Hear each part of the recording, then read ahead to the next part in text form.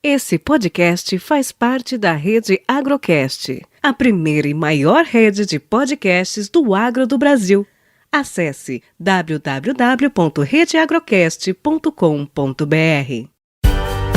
Você está no podcast Academia do Agro, dedicado à competitividade do agronegócio brasileiro, com abordagem de temas que fazem parte do seu cotidiano, trazendo dicas e sugestões para o seu trabalho. Vamos juntos!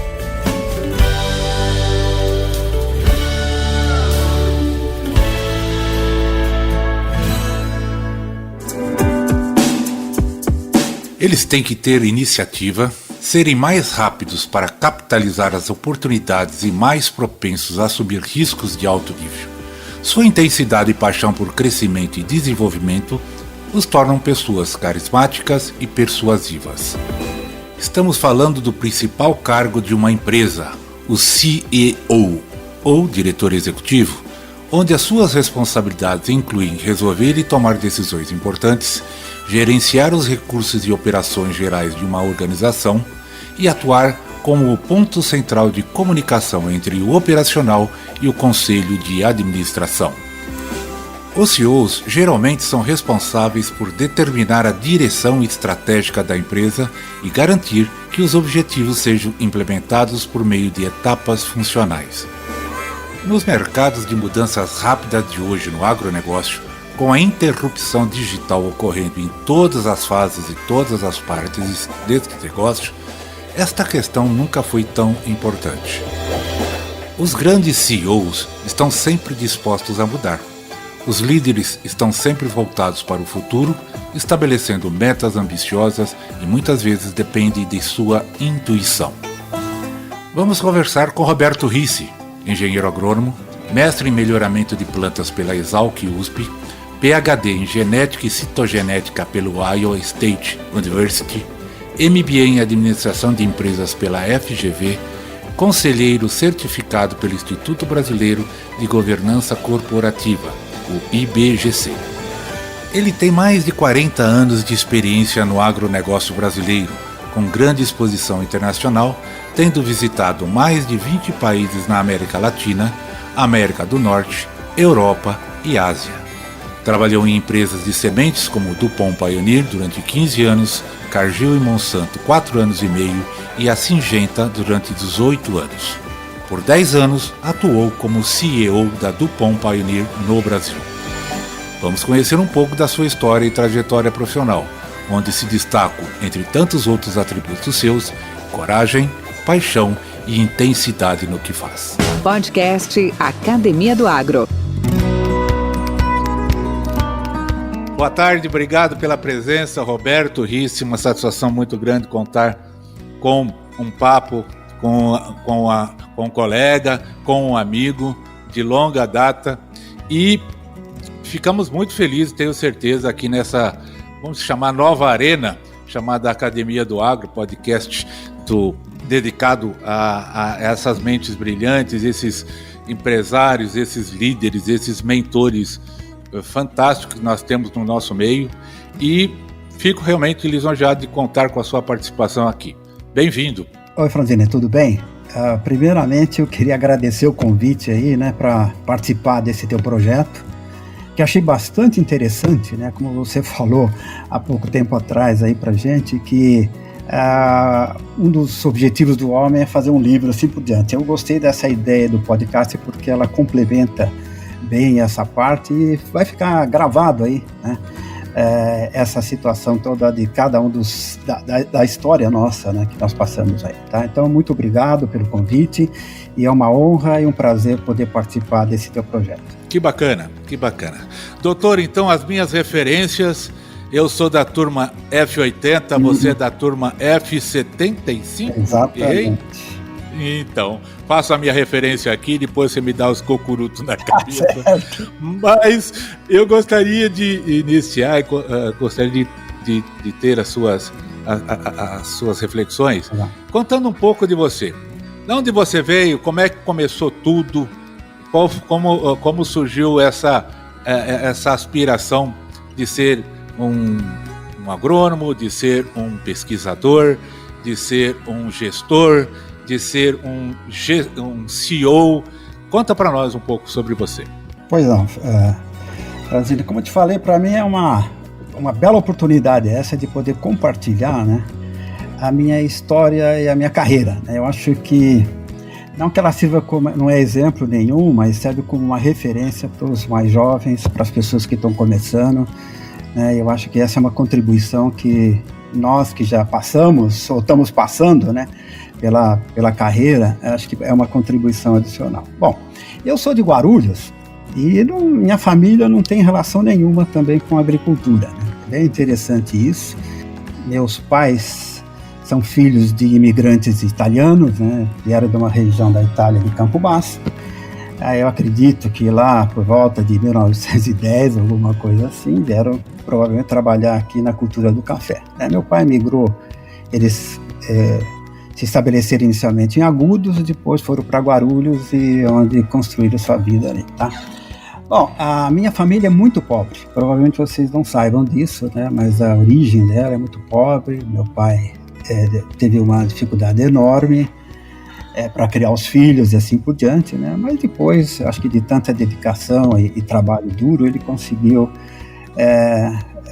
dar algum conforto para nós lá, vamos dizer o seguinte, para a família, né? Mas foi principalmente a infância, né, bastante difícil, né? Mas foi.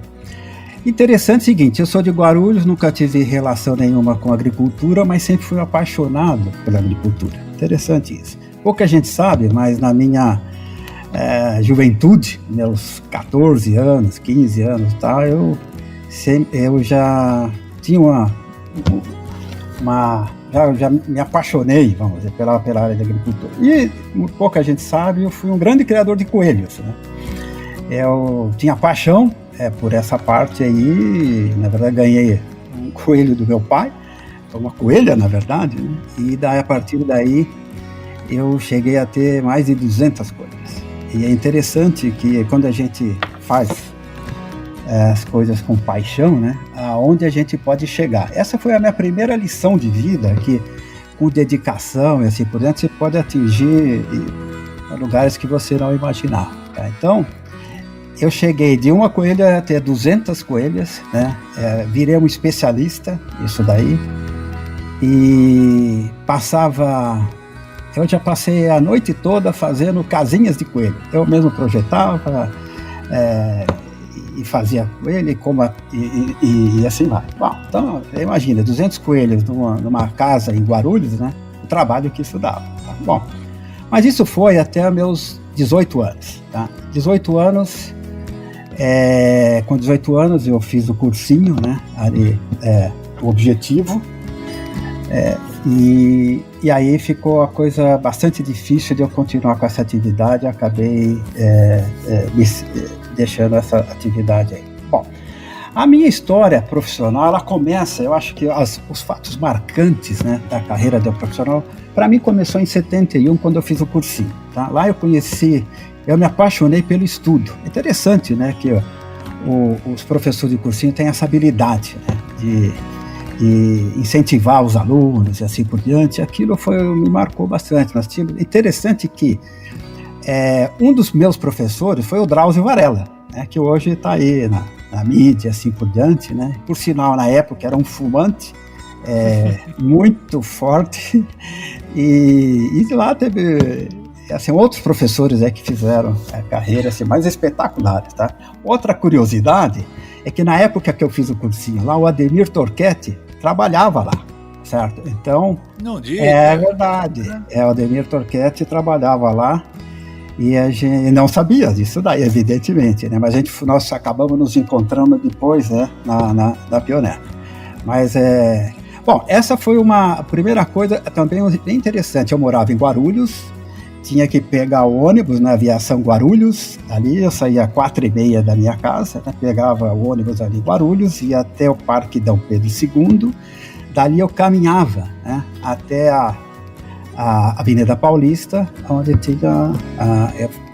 fiz o cursinho lá. Bom, aí saía de lá 2 horas, 1 hora, cansado, aquela coisa, mas foi um ano assim que me marcou muito. Bom, aí em 72 eu prestei vestibular, né? Entrei na Exalc, E desde cedo lá eu já assim, me decidi pela genética. Eu tinha 2 áreas que eu gostava, sabe? Era a economia e a área de genética. Né? Mas depois, já no 2º ano, eu comecei a fazer estágio na genética. Não ganhava nada, não. Ia lá só para aprender mesmo. Né? E comecei a fazer estágio lá na citologia, com o professor Bandel. Né? Até esses dias não, logo que eu me aposentei, estive lá, ele falou: Roberto, eu continuo usando aqui nas minhas aulas o mesmo trabalho que você fez aqui, que chamava cariótipo de cebola. Cariótipo de cebola significa estudar os cromossomos, o núcleo da cebola, que a cebola é uma planta usada muito, né, nesses primeiros cursos de citologia, assim por diante. Então, provavelmente, Valdir, você fez isso daí lá, sabe? Então, também, me lembro, sim. Exatamente. Então, eu me dediquei a isso aí. Depois, a parte de citologia não era muito a minha praia, não. Eu queria fazer a parte toda de genética, de melhoramento, me apaixonei. Aí eu fui com o Bandel, me levou para o José Branco. Aí eu comecei a fazer estágio com o José Branco lá. Mas eu também não ganhava nada, não, sabe? Até que depois surgiu uma bolsa lá da Cargill e acabei ganhando uma bolsa lá para poder fazer. Aí o seguinte, nessa fase lá da Exalc, também tem outro fato bem marcante para mim, que é o seguinte: como você sabe, lá tem um curso de introdução à energia nuclear na agricultura, né? Que naquela época foi o Sena. E lá é o seguinte, tinha uma bolsa de estudo, que na época eu precisava muito, meu pai não podia bancar todas as minhas despesas lá, e assim vai, né? E eu acabei concorrendo lá, né, para a Sena, mas eram 20 alunos escolhidos, é um curso de 2 anos, muito bom, mas eu acabei ficando fora, sabe? Eram 20 vagas e eu peguei a classificação 21ª. Eu falei, meu Deus do céu, por uma. Mas isso acontece. Mas eu não me dei por vencido, não, sabe? Eu fui lá, conversei com o professor de física na época, o professor Ipavinondas, falei: olha, eu sei que eu fiquei fora, tal, mas eu queria fazer o curso. Eu falei: mas não dá para dar, eu tenho mais problema, mas eu não quero a bolsa, eu só quero fazer o curso. Aí ele foi, consultou lá os outros professores, e eles me aceitaram como ouvinte. Então eu fui fazer o curso como ouvinte. E ali eu vi o seguinte: começou uma história bonita que eu achei que Deus me ajudou muito, sabe? Porque ele só pôs gente muito competente, muito boa na minha frente, sabe? Desde aquela época, assim. Então eu tinha lá os melhores 20 alunos da Exalc, pessoas de muita inteligência. Eu era esforçado, né? Mas pessoas muito inteligentes, coisa que eu precisava estudar 10 vezes uma coisa, eles em 1 minuto aprendiam. Mas eu diria que ali já foi um esforço enorme meu, né? Mas acabei terminando o curso, foi muito bom, sabe? Depois o que aconteceu é o seguinte: 6 meses depois uma pessoa desistiu e eu acabei ganhando a bolsa de estudo lá, tá certo? Então terminei o curso, fiz esse ano, acho que foi muito bom, aquilo me deu um embasamento mais teórico, né? Muito forte para aquilo que eu queria fazer, né? Tinha aula lá de genética, assim vai. Então tem algumas curiosidades bem interessantes da minha parte lá, tá? Bom, aí o seguinte, eu fiz um estágio lá com o Zé Branco, depois o Zé Branco foi para os Estados Unidos, em Iowa State, que depois eu acabei fazendo o PhD lá, foi lá para fazer um pós-doutorado e acabou escrevendo um livro lá, e eu fiquei tomando conta do programa de melhoramento dele lá na Exalc, tá? Essa foi o bom. Depois, bom, isso aí foi durante a graduação, praticamente resumo isso daí. Em 75 eu me formei, né? E eu peguei... Doutor, qual que era o seu nome? O seu nome eu sei, qual que era apelido? O seu apelido eu sei, qual que era o seu nome? Meu apelido era Tatu, porque eu era muito... Tatu! Isso, exatamente. É porque o pessoal dizia que eu estava sempre fuçando as coisas, atrás das coisas, assim por diante. E mais, meu apelido era Tatu, tá? Bom, aí foi o seguinte, então em 75 eu me formei, e pouca gente sabe que eu fui funcionário da Embrapa.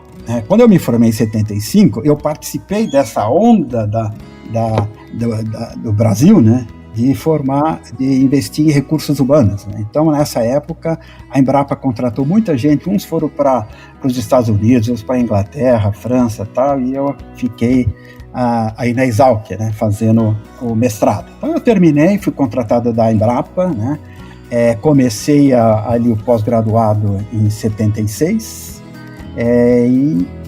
e meu sonho era trabalhar no Centro Nacional de Pesquisa de Milho e Sorgo em Sete Lagoas. Acredite ou não, esse era o meu sonho, né?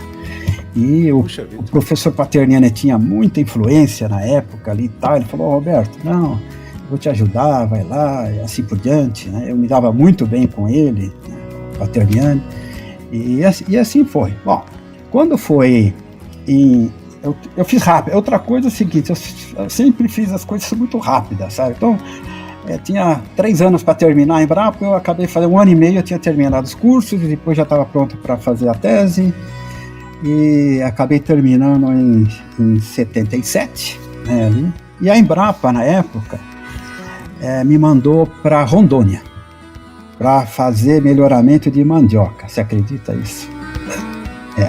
Completamente. Não era o projeto Rondon, não, né? Não era o projeto Rondon, não. Eu era funcionário, eu tinha que assumir uma posição lá em Rondônia nessa área de melhoramento de mandioca. Olha só, para quem queria trabalhar com milho, né?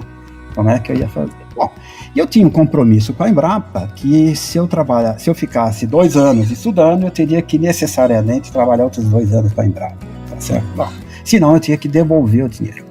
Eu também estava recém-casado, né? Você sabe, eu formei em 75, 76 eu já casei, né? E estava eu e a Márcia lá em Piracicaba, né? E eu falando para ela que eu teria que ir para Rondônia. Você imagina, ela também ali de Guarulhos, né? Direitinho e tal. Aquilo foi uma coisa impressionante. Eu falei, bom, e agora? O que eu vou fazer? Bom, aí olha que interessante. E quase sempre ocorrem as coisas comigo no mês de julho, agosto, sabe? Aí aconteceu que a Ciba Geigy estava entrando na área de sementes aqui no Brasil, tá? A Pioneer acho que tinha entrado em 72, né? E a Ciba foi ali em 76, 77 e estava procurando um melhorista, tá? E eles vieram tomar referência lá na Exalc, né? Que era encarregado do programa todo de melhoramento ali, era o Mário Gutierrez, que foi chefe do centro interno do CIMIT, né, do banco de germoplasma do CIMIT, e ele foi lá, e beleza, e nós fomos, e ele pediu para a gente fazer uma entrevista, né? Interessante, na entrevista, fui eu não vou dizer o nome, mas mais 2 pessoas, né, um tinha doutorado, e o outro tinha já uma experiência na área de milho já há bastante tempo, tá? Nós fomos fazer entrevista lá em Matão, primeiro que eu não sabia onde ficava Matão, para eu ter uma ideia, tá? E aí fui lá, fomos lá, e eu falei, eu não tenho chance disso aqui, porque não tem doutorado, tem isso aqui, eu tinha terminado o mestrado, tá? Mas afinal, ele acabou me escolhendo, tá? Bom, aí começou. Falei, agora sim, porque como é que eu vou dizer agora que eu não posso porque eu sou funcionário da Embrapa? Aí eu cheguei a abrir o jogo, na época o diretor lá chama Walter Turing, o Daniel Glatt vai lembrar bem, isso daí porque nós convivemos lá nessa época. E o Walter Turing, eu falei, Walter, é o seguinte, problema, eu tenho um galho, eu preciso devolver o dinheiro para a Embrapa, porque senão eu não posso assumir. Aí ele falou, quanto é que é? Eu falei, é assim, tá. Aí ele falou, vamos fazer o seguinte, vem para cá que nós vamos devolver esse dinheiro para você. Então eu acho que eu fui um dos poucos funcionários da Embrapa que devolveu todo o dinheiro que eu recebi, né, durante o curso de pós-graduação. A Ciba Geigy pagava mensalmente, depositava em Brasília na conta da Embrapa lá, o equivalente na época ao meu salário que eu tinha lá para fazer o mestrado. Bom, resolveu meu problema, né? Ali beleza, eu fui para Matão, né? Só que eu comecei, não era bem Matão não, porque era Jabuticabal, né? Ali. A Ciba Geigy começou comprando as sementes Jabuticabal, ali, tá? E aí eu fui morar em Araraquara. Eu e a Márcia fomos para lá, eu tinha um Fusquinha, né, que era o que tinha um Fusca, e eu ficava viajando para Jabuticabal, montando lá o programa e trabalhando com esse Mário Gutierrez, né. Mário Gutierrez, eu vou tentar resumir para você, era uma pessoa, assim, ele era um colecionador de milho, ele trouxe o banco inteiro de germoplasma, do CIMIT, né, ali, então eu nunca conheci tanto germoplasma na minha vida, né, porque tinha de todo tipo ali. Bom, enfim, vai encurtando a história, foi essa época aí, eu fiquei eu era o melhorista ali, né? Comecei, e você não imagina o quanto nós trabalhamos ali, sabe? Na época de plantar milho com chucho, sabe? De viajar de Kombi, todas as dificuldades que você podia imaginar, né? Nós tínhamos ali. Tá? Então eu fiquei ali até 84, tá?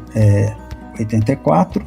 O Daniel, ele tinha entrado ali em 82, mas antes eu tive em 80, eu acho que foi 80, eu fui para os Estados Unidos e fiquei 6 meses lá, eu e a Márcia.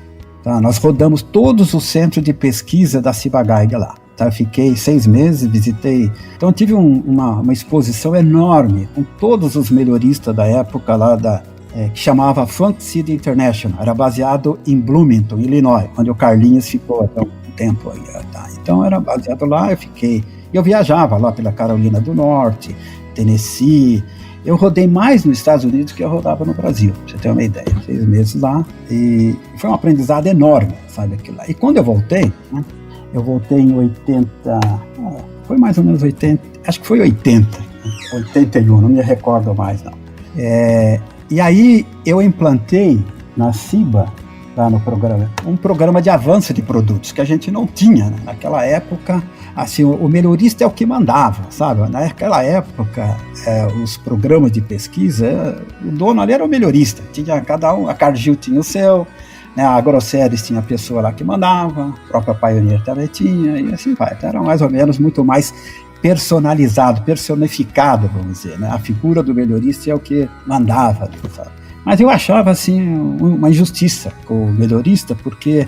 Cara, já é difícil fazer o líder, faz lá, ainda faz umas... Depois você tem que lançar, dá errado, ainda é você que paga o pato, sabe? Então nós fizemos um plano de avanço de produtos, onde você tem um envolvimento de várias áreas, dependendo. Tem o melhorista, tem a sua participação e assim vai. Depois a coisa vai incluindo a área de marketing e desenvolvimento de produto, essa coisa toda. Então eu diria que a primeira empresa a ter esse esquema aqui no Brasil foi que o pessoal fala Germinamal, né? Germinal, mas todo começo é assim, né?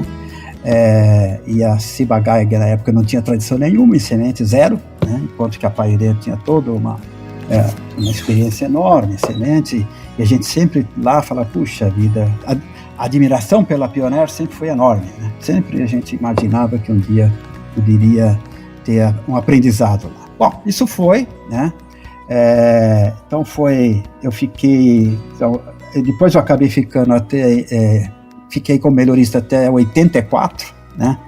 Em 84, entre outro fato interessante, eu fui para os Estados Unidos para fazer o PhD, tá? Esse era outro sonho meu, tá? Mas na época todo me dizia, não, a empresa não vai pagar. Tudo bem. Mas olha o que aconteceu. Essa é a visita para os Estados Unidos, eu acabei me identificando muito com uma pessoa que ele era o diretor de pesquisa, de pesquisa da Ciba-Geigy na época, sabe? E ele foi professor de Iowa State, né? E eu falei para ele. E como na época lá eu gostava de mexer com genética quantitativa de população, essa coisa toda, eu mostrava um certo conhecimento para ele. Ele falou, Roberto, você não quer vir estudar em Iowa? Eu falei, claro que eu quero, né? Então, começou aí. Aí ele conversou com um professor lá de Iowa State, né? Hallauer, que é um renome. Se você falar na área de milho híbrido no mundo, né, você vai encontrar alguns nomes como Russell, Hallauer, né?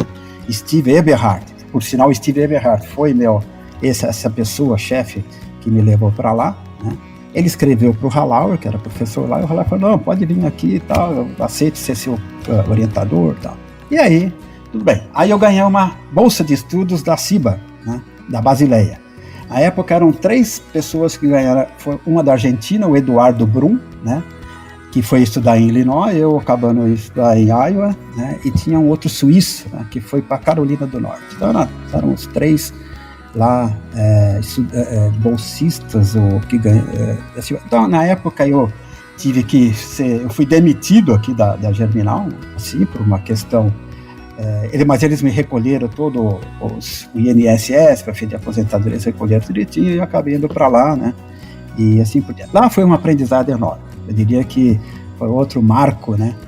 Se tiver que, eu sempre incentivo as pessoas a viajarem, né, conhecer.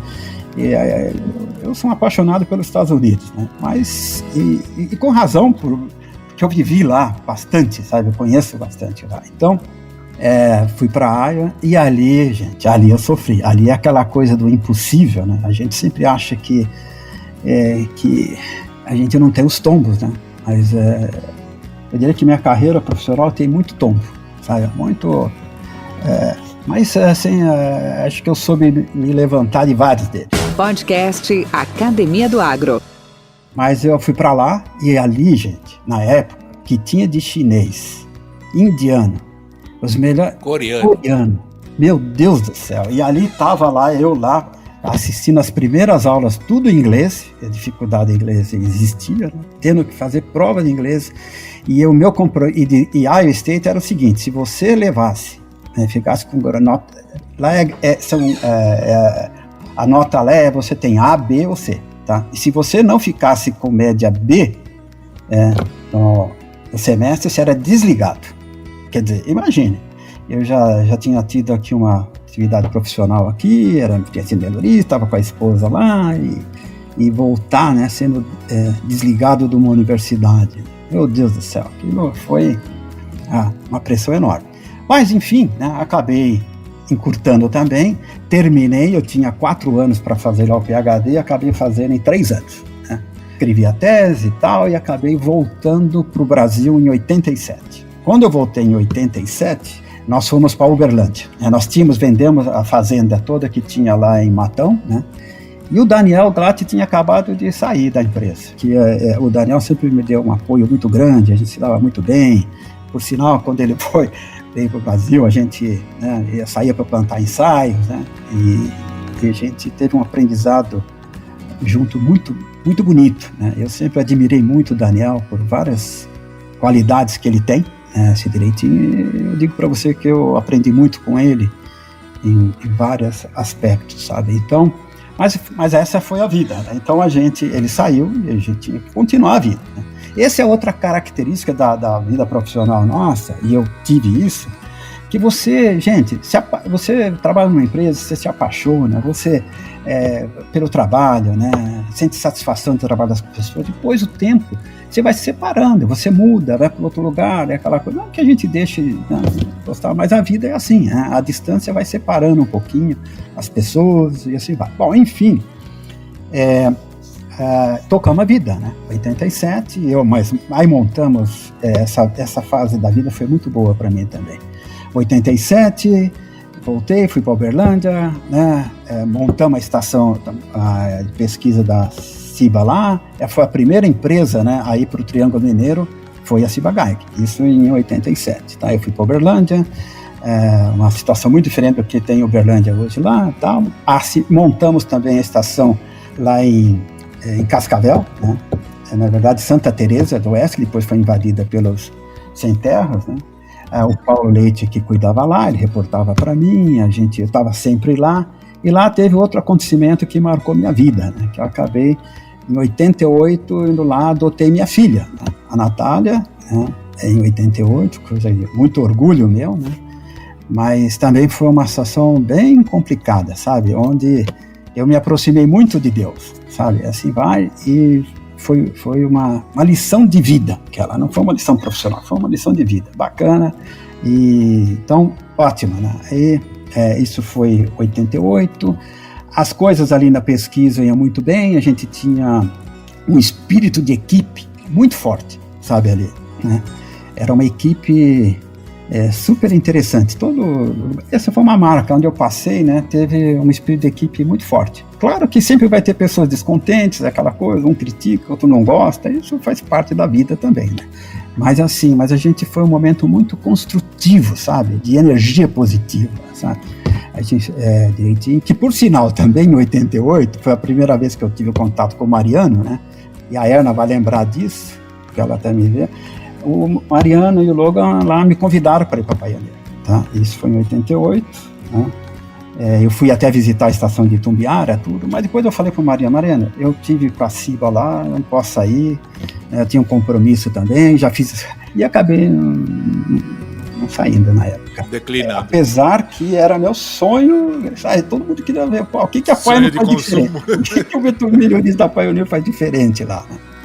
E assim foi. Bom, enfim, né, foi esse daí. Aí aconteceu outro fato marcante na minha vida. Em 92, as coisas iam muito bem.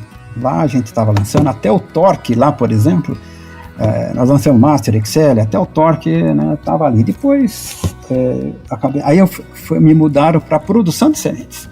E eu fiquei chocado. Eu falei, ó, uma das poucas vezes que eu chorei na vida foi ali. Sabe, porque eu tinha paixão pela coisa ali que eu estava fazendo, né? Estava direitinho, mas eu não tive alternativa, tive que cuidar da área de produção de sementes, né? Da coisa. E eu não era... Mas eu expliquei, nessa época era o Delano, era o responsável lá pela... Eu expliquei e falei, Delano, mas a área de produção é bonita, mas não é a minha praia. Ah, tudo bem. Ah, mas nós estamos preparando esse negócio de job rotation, que essa coisa toda, blá, blá. Bom, acabei indo para lá. Assumi a área de produção de semente da Ciba, e como vocês sabem, ali era uma empresa, ali era em Ituiutaba, era uma empresa de processamento de semente de arroz, equipamento tudo antigo, uma coisa horrorosa ali, vamos dizer. A gente colhia a granel na época, semente, secava a granel, uma coisa toda, a Pioneer era a única que colhia em espiga e tal, e eu falei, vou mudar isso aqui. Aí fui para os Estados Unidos novamente, fiquei 15 dias rodando lá, inclusive visitei a estação, a unidade de produção da Pioneer em Princeton, Illinois. Visitei lá, tirei fotografia de secador, vim aqui, peguei o engenheiro da Ciba Geiger na época e mostrei, ele fez um secador e nós construímos ali em Matão um secador, tá? Era para fazer 6 baias de 60 toneladas, acabei fazendo 12. Na época o diretor lá quase me matou, né? Porque ele falou, olha, estourou. O orçamento, o budget já era. Mas isso aqui vai ser... Não dá, gente. Isso aqui não dá. Esse colheita granel não dá. Olha só o rendimento de sementes aqui, é ridículo. Qualidade, como é que vocês querem fazer isso? Enfim, né? Mas levei uma burdoada ali também. Assim, sabe? Então, mas enfim, aí foi. Só que daí eu falei para ele, ó, eu vou sair dessa empresa, porque eu não quero... não é minha praia, não é meu negócio. Mas enfim, tudo bem. Foi. Aí em 95 eu pedi demissão. Foi a primeira vez. Aos 42 anos ali eu já estava com 42 anos, pedi demissão. Né? E aí resolvi fazer o seguinte, a Márcia tinha uma escola de inglês já, desde que nós voltamos dos Estados Unidos, em Uberlândia, né? Ficamos quase 17 anos com a escola de inglês ali, eu falei, eu era metido meio a fazer programa de computação, sabe? Eu tinha feito um negócio para a administração da Márcia lá da escola, falei, vou fazer isso aqui, tá? E não vou mais fazer, e resolvi fazer isso daí, tá? Fiz até o programa, que depois, na época era a Wizard, né? Lá testava nas escolas da Wizard, e depois acabei me desfazendo daquilo lá, e o mesmo programa acabou sendo usado pelo FISC depois, sabe? Mas eu nunca me preocupei com direitos autorais, não. Bom, enfim, foi essa a minha passagem, mas em 96 eu resolvi voltar. Eu pedi demissão em 95, em 96 eu resolvi voltar, falei, não é minha praia isso aqui, sabe? Aí encontrei dificuldade para voltar no mercado, sabe? E aí que novamente, né, eu tive pessoas que me ajudaram demais. Aí eu fui voltar para uma área meio comercial da Cargill, né? E na época lá, o diretor era o Tavares, né? Não sei se muita gente conhece, mas o Tavares foi uma pessoa também que me ajudou muito. E eu acabei, você vê, né? Eu tinha saído, morando em Uberlândia, mas ficava lá, acabei indo para Itumbiara, né? Fiquei 3, 4 anos viajando para lá, depois saí e acabei indo depois, para voltar, eu tive que ir para Andirá. Aí fui para Andirá, no Paraná, tá? E fiquei trabalhando com o Tavares, o Sérgio Ortiz, né? Trabalhava junto comigo lá, o Sérgio era mais na parte comercial, eu mais na parte técnica ali e tal, né? E fizemos, olha, foi um tempo assim de aprendizado, eu fiz grandes amigos na Cargill, sabe? E tenho uma admiração enorme por várias profissionais de lá, pela competência, por várias razões, sabe? Então foi muito bem acolhido lá, foi uma época muito boa. Até que a Cargill, isso foi 96, 97, a Cargill patinou financeiramente, para não dizer outra coisa, né, tal. Aí veio, encurtando um pouquinho a história, em 98 a Monsanto comprou a Cargill. Primeiro tinha comprado a Agroceres, tá? Depois acabou comprando a Cargill, e lá vou eu novamente, né? Assim por diante. Então nessa daí, aí comprou para a Cargill, e lá tinha duas linhas, né? Era a junção da Cargill com a Agroceres e com a Brascalb. Só que o pessoal da Agroceres tinha um domínio forte, que tinha sido a primeira empresa a ser adquirida, né? Lá. E até nessa época, um pouquinho mais para frente, o Esgoda, né, fazia parte lá. Eu sempre conversava com ele lá, tal. Eu saí antes que ele, né? E aí a gente ficava trocando. Saíram comigo, né? Então, aconteceu isso daí. Eu acabei. Lá tinha duas, vamos dizer, linhas de política, né? Uma da Agroceres, outra da Cargill. E na junção toda que foi feita lá, né? Você tem uma ideia, todas as empresas tinham mais de 12 centros de pesquisa, tivemos que fechar, foi um horror aquilo lá. Sabe? A coisa que mais me chocou na minha carreira foi aquela parte de ter que fechar a unidade, sabe?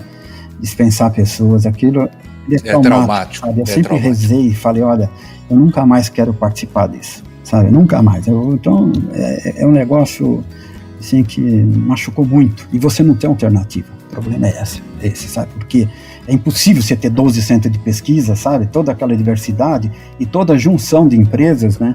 Ela leva a um trauma, isso daí, porque você tem que reduzir, não tem como você fazer, né? Por mais que você queira, vai manter tudo aí, né? Fica difícil, tá? Até porque uma das razões, né, dessas fusões direitinho tá tornar a empresa mais eficiente, assim vai. Podcast Academia do Agro. Nós ficamos ali, então, o seguinte, e tinha uma ala, tinha que fazer determinar quem que seria o responsável pela pesquisa da Monsanto, né? Tinha a ala da Cargill, evidentemente, que queria que eu fosse. E a ala não os funcionários da Agroceres, mas particularmente uma pessoa lá, né? Que queria que fosse outra pessoa. Bom, no final, afinal, essa é outra coisa, né? Meu currículo sempre foi muito forte, assim por diante. Não é o currículo, é o fato de eu sempre me preocupar em estudar, sabe? De estar sempre ali. Acho que isso aí, buscar o conhecimento, sabe? Essa coisa toda, ela me ajudou muito.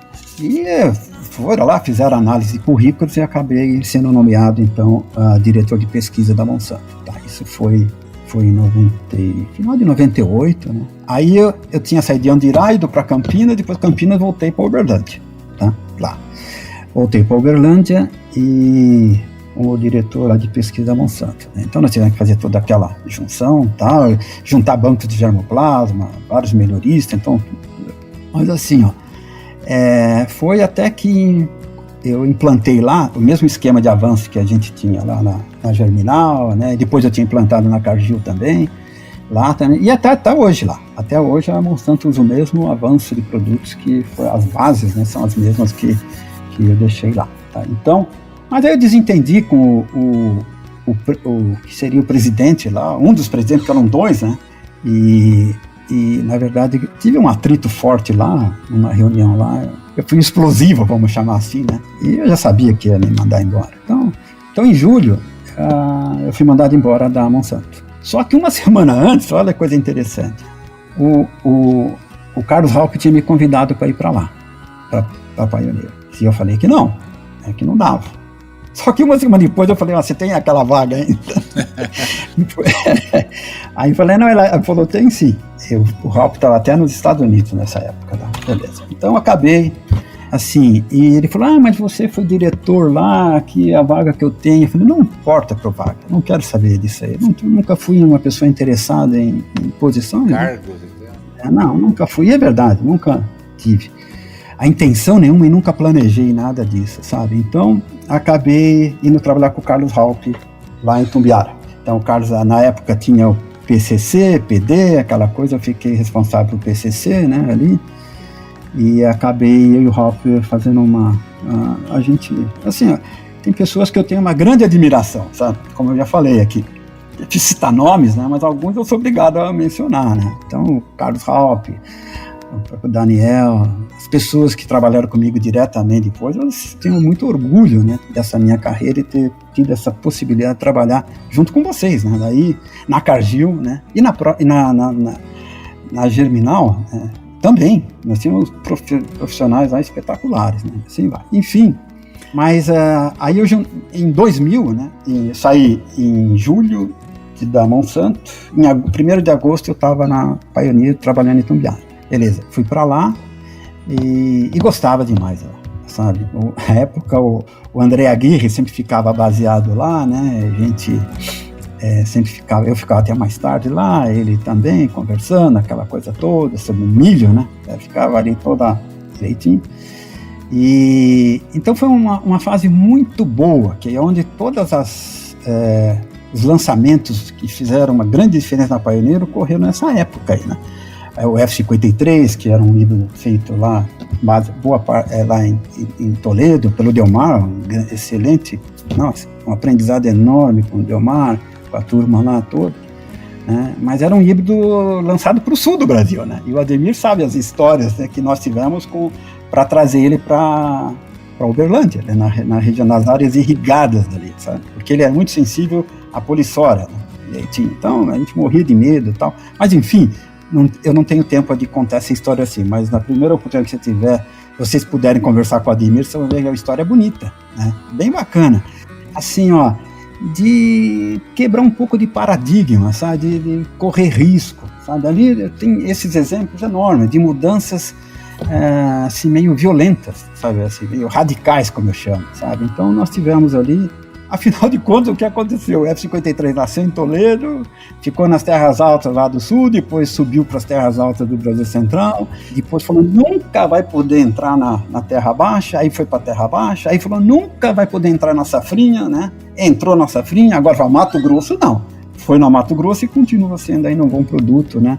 Apesar de todo esse problema que tem hoje com enfesamento e assim por diante. Mas são histórias, né? Que eu diria para você que marcaram bastante a carreira profissional, né? Então, e é interessante, né? Bom, daí nós tivemos, eu fiquei em 2005, né? Novamente em julho, 2005, e em julho e agosto eu fui para Santa Cruz do Sul, tá? Agosto de 2005, tá? O Daniel tinha sido nomeado como vice-presidente para a América Latina, né? Tal. E eu fiquei ajudando ele no lugar, ajudando ele aqui no Brasil, tá certo? Foi basicamente isso aí. Então, em julho, eu fui para lá, né? Nunca pensei, essa é outra coisa, sabe? Para mim, Uberlândia era já estava com 48 anos, já. Não 48, não, já estava com 52 já, sabe? Então, eu falei, não, aqui é minha praia, vai ficar por aqui. Uberlândia eu gostava, tudo lá, clima. Nunca pensei que fosse voltar, que ia morar no sul, sabe? Então, mas eu acabei em 2005 indo para Santa Cruz do Sul, né? E foi outra experiência maravilhosa que nós tivemos, tá? Assim, ó, 2006 foi um ano muito difícil, para vocês que estavam lá recordam, sabe? Foi um ano complicadíssimo, né? Isso aí. A Monsanto chegou a fechar unidades de produção, mandar a gente embora. A Pioneer não fez isso, né? Até porque eu falei, gente, isso aqui não dá, né? Eu tinha acabado de assumir lá, indo para lá, falei, não dá, fechar nada. Formosa tinha sido a planta que recém-inaugurada, a gente sabe disso aí e tal. Nós resolvemos manter, todo mundo, né, ali. Fechamos, não vamos passar por essa. Foi uma decisão acertada, porque 6 meses, em 2007, deu aquele boom, né, de demanda de milho, né, e a Pioneer estava pronta. Nós tínhamos estoque, parecia algo muito planejado, sabe? Tinha estoque, nós ganhamos 11 pontos de participação de mercado na safrinha, já que a Pioneer não era o forte da Pioneer na época, não era a safrinha, né? Todo mundo sabe disso, mas foi um choque, sabe? Limpamos a casa, foi uma mudança enorme, né? de posição. Tudo bem, e nós começamos ali, foi uma coisa bacana, nós tivemos do céu ao inferno, eu diria, né? Nós tivemos aí em 2007, lançamos a biotecnologia, lançamos muito bem, eu acho, né? 2008, e viemos com o Herculex, né, que era o milho de plástico, né, tal. Então a gente estava com tudo, né, na época, sabe? Mas é assim, ó, e o mais pouco a gente sabe disso é que em 2010 a gente tinha uma equipe lá, eu, Carlos Raupp, tinha mais umas 4, 5 pessoas, mas eu não vou lembrar todos, não, então, mas assim, basicamente nós resolvemos fazer a conversão das linhagens para o VIP3, isso em 2010, tá certo? E porque nós falamos, uma hora ou outra isso aí vai acontecer algum desastre, a gente tem que ter um backup, nós chamamos, até o Evandro participava também, isso aí porque a Semente Básica também estava participando. Então, em 2010, nós começamos a fazer esse programa, muito pela insistência do Carlos Raupp, né, fazendo direitinho, até porque existe uma pressão contra o uso disso daí, do VIP, do MIR, por uma questão até que ele causava certa esterilidade, sabe, no germoplasma, e a Pioneer sempre foi muito apaixonada pelo germoplasma, e se a gente fosse seguir os caminhos normais, não teria feito, não, sabe. Também financeiramente era outro problema, sabe, assim vai, que eu não vou entrar em detalhes aqui, mas então a gente tinha vários ventos contra, né, mas em 2010 nós começamos a colocar o MIR 162, né, ou o VIP3 nas linhagens da Pioneer, tá? Contra a vontade de muita gente, enfim, foi feito, né, e nós crescemos muito, né, aí nós chegamos em 2013 a faturar quase $1 bilhão, assim por diante. Depois em 2014, 2004, a quebra da resistência do Herculex, né, não tem como, é um natural, biológico, assim, né, não é culpa de ninguém, né, não é que foi feito nada errado, simplesmente é biologia, né. Então, 2014 bateu forte, né, no Brasil Central, 2015 no Sul, né, nós perdemos, acho que o Pioneer perdeu provavelmente talvez uns 10 pontos de participação de mercado, né, alguma coisa assim. Financeiramente também foi uma situação difícil, mas, como eu sempre falei, o importante assim, ó, o tombo, toda empresa e toda pessoa, não é que toda, mas a maioria das pessoas, as pessoas normais levam um tombo na vida ou nas empresas sempre tem essa situação difícil, mas o importante é como você se levanta. Então a Pioneer levou esse tombo aí, vamos dizer, mas em 2016 estava com o Leptra pronto. Eu saí em 2015 e já estava pronto para lançar, só tinha problema de aprovação ali na CTNBio, que tinha demorado um pouco mais, aquela situação, mas estava pronto, né? Mais ainda que pouco a gente sabe, nós tínhamos o F53, né, convertido por MIR, mas por uma decisão estratégica da empresa, não é daqui, geral, né, decidimos não lançar em 2014. Tá? Ou 13 até, acho que a gente tinha. Decidimos não lançar por várias razões. Discutimos lá, não importa, mas já tínhamos ali. Então, e assim, então, essa foi a fase, né, na Pioneer, né? Então, em 2015 eu me aposentei, em junho. Mas assim, ó, a gente se aposenta, mas não para, né? Essa coisa toda, né? Então, em 2015, eu acabei mudando de Santa Cruz para Porto Alegre, né, onde eu estou morando até hoje. O Daniel é meu vizinho aqui, de quando nós fazemos umas caminhadas juntos aqui. E então, em 2016, eu falei, eu vou continuar estudando. Aí entrei, fui fazer um curso de governança corporativa, né, no Instituto Brasileiro de Governança Corporativa, aqui em Porto Alegre, um curso de 6 meses, né, assim vai. Aí me credenciei como conselheiro, né, como conselheiro de empresas, assim por diante, né? Mas não era muito minha praia, não. Acabei fazendo para, assim, manter meu estudo, assim por diante, porque depois que a gente aposenta, a gente fica nessa daí, gente, será que não vou parar mesmo, né? E fica essa dúvida, e assim vai. Então eu falei, não, eu não vou parar não, sabe, essa coisa toda. Mas a minha paixão, isso é verdade, assim, ó, sempre foi o milho. A minha paixão sempre foi, a minha vida, se você escrever, ó, o que tem é milho, não tem outra palavra, tá? Em tudo, sabe? Então eu tive a oportunidade, como contei para vocês aí, de trabalhar desde a parte experimental ali, né, até trabalhar com vocês, né, na parte comercial, coisa que eu nunca planejei. Outra coisa bacana que tem, não é bacana, diferente na carreira, é que eu sempre planejei a minha carreira acadêmica, mas a minha carreira profissional foi devido ao acaso, pelo que eu falei para vocês, né? Nunca eu planejei. Outro aspecto interessante da minha vida profissional é que eu nunca pedi um aumento de salário.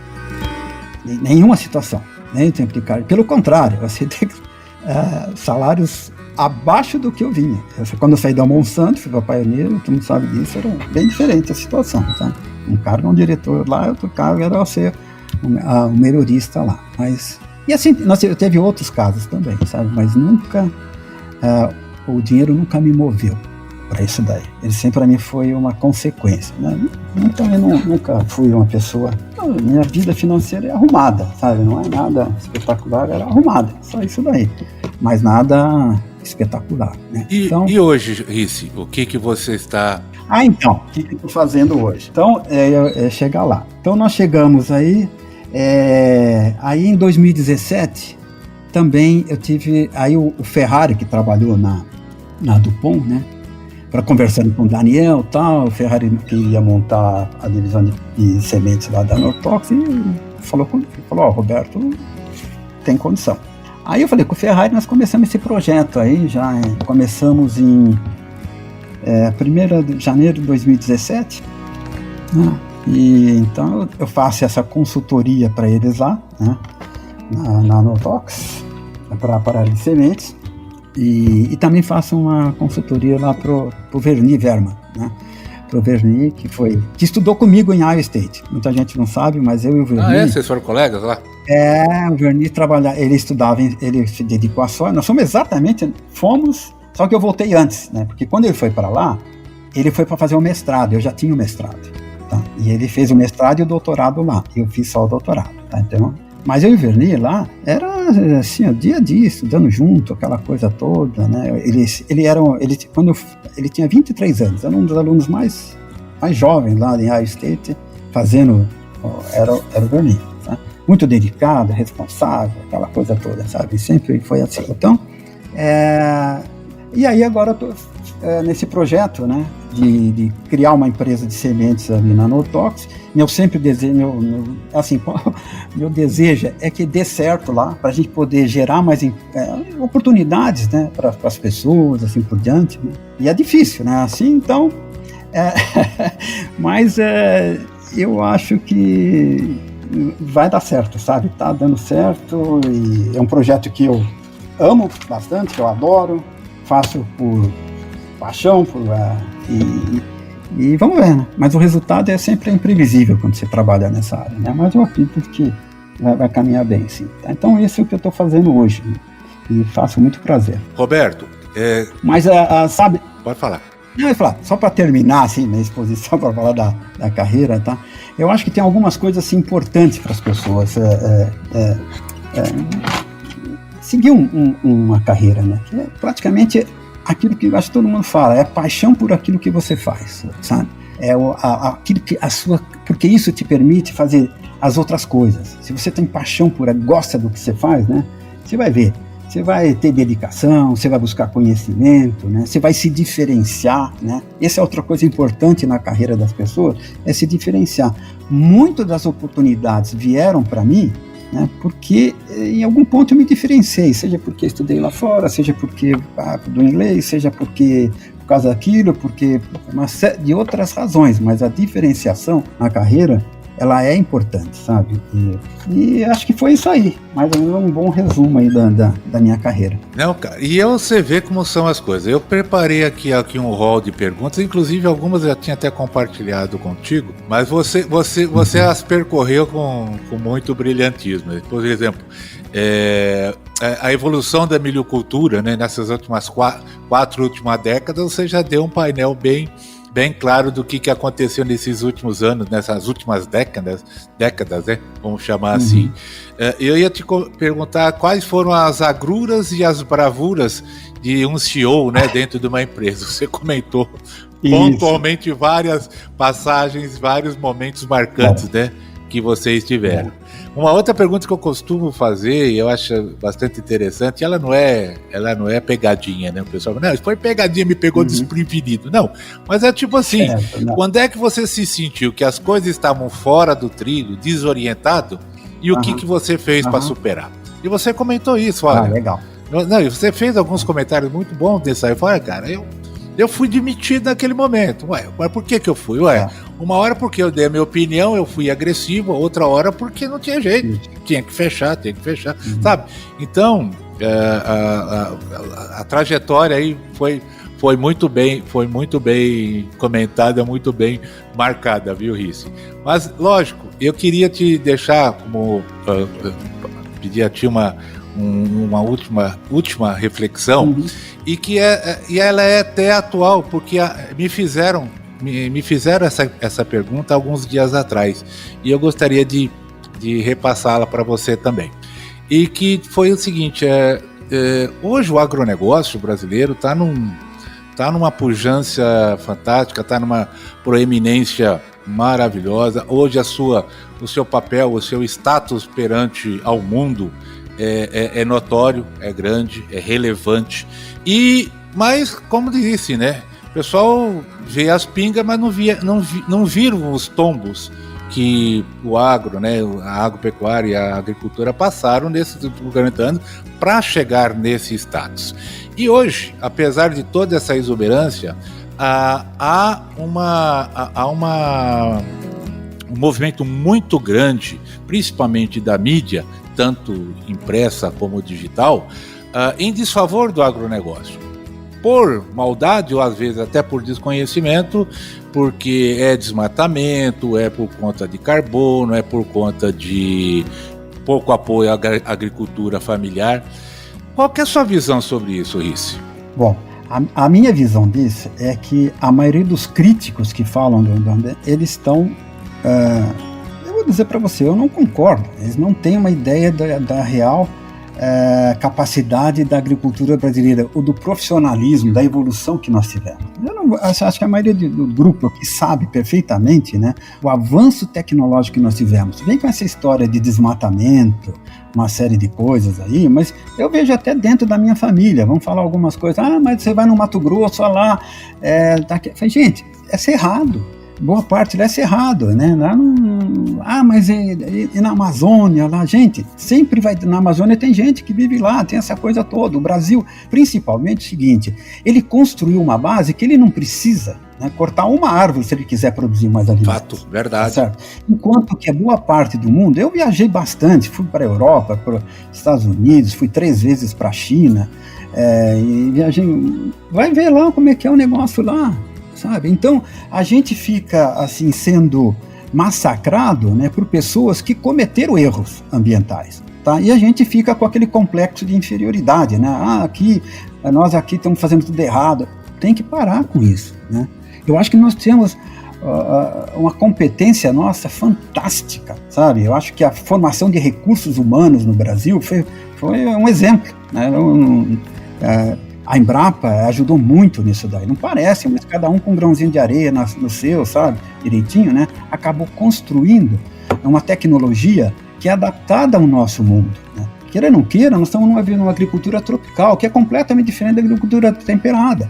A própria biotecnologia ensinou isso aí recentemente para nós, né, e tem outros ensinamentos. Então, eu vou falar para você, eu acho que nós fizemos, o que nós estamos fazendo em agricultura, né, é exemplo para futuras gerações, até de preservação e assim por diante. Nós temos uma agricultura sustentável, né? Qual é o país do mundo que tem a taxa de adoção de plantio direto que nós temos, né? Que fazem, na mesma área, você faz 2, 3 plantios e assim por diante, né? E assim vai. Então, eu diria para você que dentro da algumas pessoas mais próximas de mim falam, dá uma lida nisso aqui, vai estudar mais. Vai se informar mais, né? É isso mesmo. Vai se informar, né? Depois eu aceito crítica, mas primeiro vai se informar. Ô, Roberto, sabe? Que essa pergunta aí eu respondi da mesma ipsis literis, como você me disse. Eu fui entrevistado por uma rádio lá em Rio Verde, e eles me comentaram e me fizeram essa pergunta, né?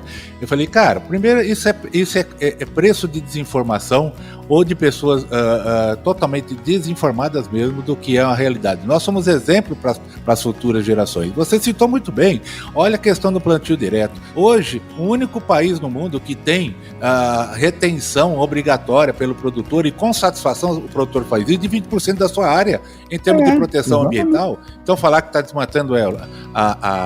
desmatando a Amazônia, isso é uma vergonha. Inclusive, nós temos aqui reservas superiores, nós temos áreas hoje para se tornarem produtivas, que é o tamanho de 2 Europa. E os caras lá não têm um pé de pau mais para poder cuidar, porque já destruíram tudo. Então, vem bem ao encontro também do que eu respondi, e porque é isso que você falou, é despreparo, é desinformação, e de um povo, como você diz, né? Um povo ainda leigo e talvez acostumado, tipo assim, nós somos pequenininhos, por isso nós somos culpados de tudo que está acontecendo. E não é verdade. Isso aí. Roberto, obrigado pela sua atenção, obrigado aí por esses momentos. Pô, cara, foi que viagem bacana que nós fizemos aí. Eu deixo para ti agora a última mensagem aí para o grupo, e dizendo, olha, esse canal, esse podcast está aberto, viu, Roberto? A qualquer momento aí, para podermos conversarmos, aprofundarmos assuntos na área de genética, na área de inovação e tecnológico, trabalho fantástico, fenomenal da pesquisa, que realmente é o grande esteio, né? Hoje é pesquisa, genética, fertilidade, solos, práticas sustentáveis e infraestrutura que vai fazer esse país dobrar o que está fazendo hoje nos próximos 20 anos, sem dúvida nenhuma. Bom, Franzini, eu queria mais uma vez agradecer essa oportunidade, né, que você me deu aí, e deixar uma última palavra aí para as pessoas que trabalharam comigo, né, direitinho, que eu tenho muito orgulho, né, e agradeço, né, a participação de todos, né, na minha vida profissional.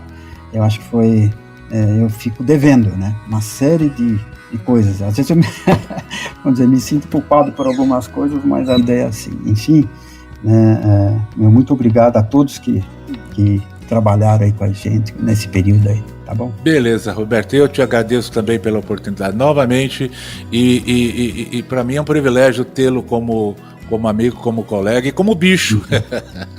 Isso aí. Um grande abraço, esperamos nos reencontrar em breve aí, tá bom?